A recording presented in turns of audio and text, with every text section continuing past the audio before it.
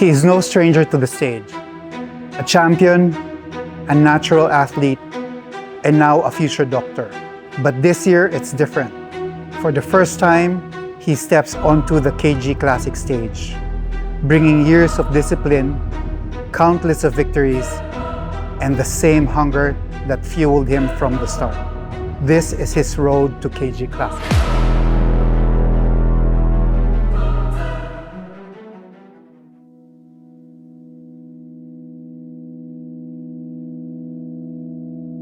So, I first saw KG Classic back in 2023 before I did NBAU 2023.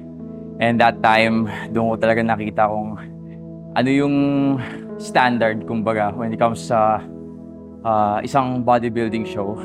Because yun nga, I've competed both national here and international, and I saw na nasa international na say standard, kumbaga, yung KG Classic. So, eventually, ngayon, doon naman yung ano natin, yung goal. Kasi dati hanggang ano lang hanggang aspirations lang. Kasi to see the KG Classic stage, parang nai-immerse ka rin sa culture ng isang kung isang bodybuilding enthusiast, ma-appreciate mo talaga lahat in terms of athlete care, yung pagka-organize ng flow. Kasi usually, when it comes sa mga national na bodybuilding competitions, medyo maraming delay. Alam mo yun, parang hindi siya in a way for the athlete talaga. Kasi since speaking for a show requires efficient timing kung nai-gets niyo yun. So, in terms naman sa pagkasunod-sunod, ma-figure out mo talaga kung paano ipik ng maayos yung katawan mo. Kasi yung flow, yung mismong stage lights, ganyan, parang lahat nag-play in harmony para mai-bring out yung best package ng isang athlete. Yun, so I think kasi for me in my opinion, natural bodybuilding is the purest form of bodybuilding kasi yun yung foundation ng lahat. Mapa-enhance ka man or natural. Kasi pag sinabi mong enhancement, galing din sa natural bodybuilding yun The way you grow as an enhanced athlete is kung paano ka rin lumaki or paano ka rin mag-develop as a natural athlete. Nagkakaiba lang sa capacity mo for growth. Kasi ang daming enhanced athletes na kung I'm not throwing shades to anyone pero maraming enhanced athletes na kung titignan mo parang hindi naman naka-enhance.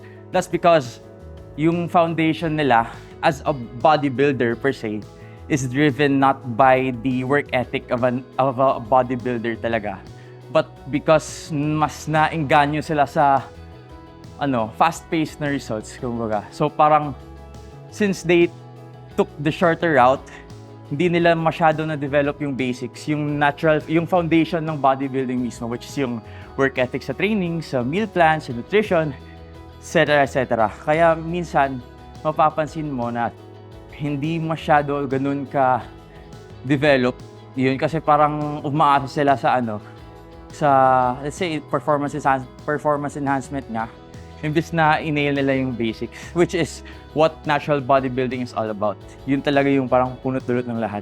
I'm not against enhanced bodybuilding. It's just that I promote natural bodybuilding. Kasi before you step or commit to that stage, kasi honestly lang, napaka-komplikado ng pagiging enhanced athletes. Mas madali yung natural bodybuilding kasi konting variables lang yung iisipin mo. Yung problema lang, yung parang challenge lang doon is you'd have to do it for a longer period of time.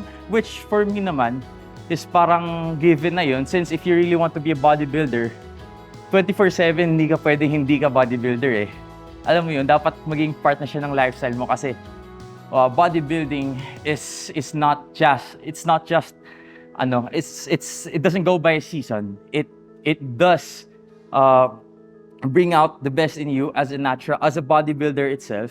Kasi 24/7 all year round, alam mo kung yung trajectory mo papunta doon sa gusto mo or hindi.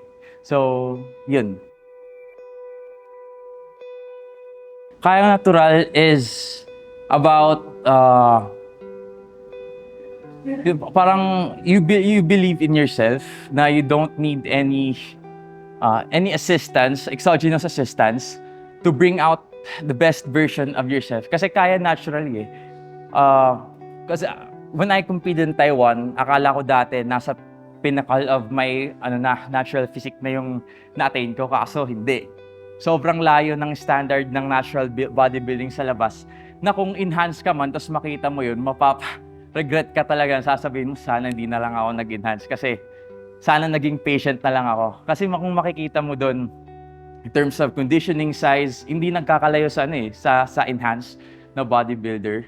Yung caliber of competitiveness, adun talaga sa highest na level. So right now, yun yung mantra, kaya natural.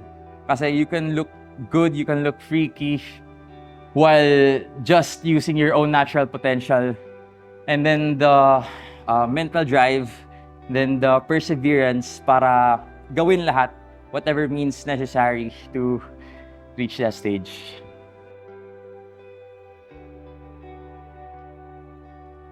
So right now, because initially talaga plan ko is mag-off season. Tapos yun, iniisip ko na mag-med school na ako. Mahirap na I'd take this chance to just sit back and not willing to risk it again. Kasi as a competitive bodybuilder, hindi mawawala yung pagiging competitive. And nasasayangan din ako sa oras.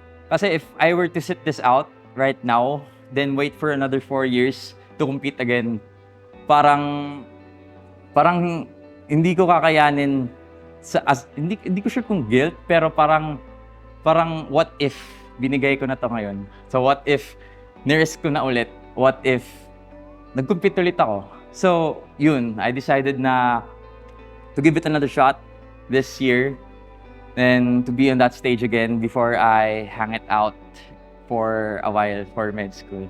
So all out this season.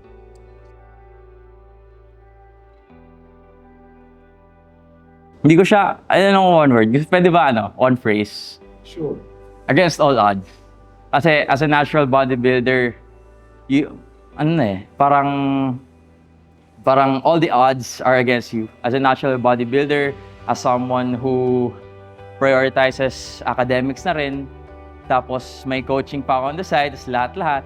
So, lahat ng odds, although lahat naman tayo may mga odds against us, di ba? Pero with that said, parang against all odds, I'd be willing to bet on myself again to give it all out para naman we could bring out the most competitive version of ourselves once show day begins.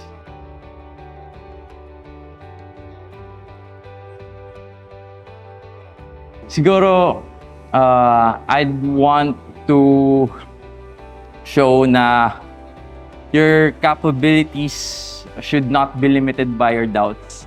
Kasi as a natural bodybuilder nga, kadalasan we often look down on ourselves na parang, damn, di natin maaabot yung ganong klaseng physique kasi natural tayo Parang nililimit natin yung belief, nililimit natin yung potential natin by the belief na ganito lang yung kaya natin maabot.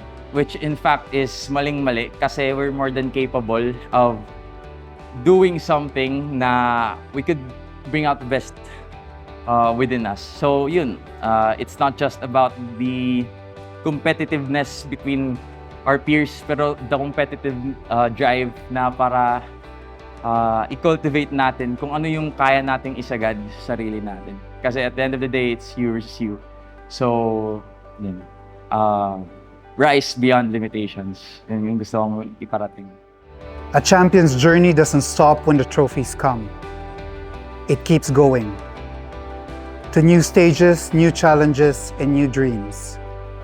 Med school may be next, but for now, the focus is here. The passion is real, and the road to KG Classic is just the beginning.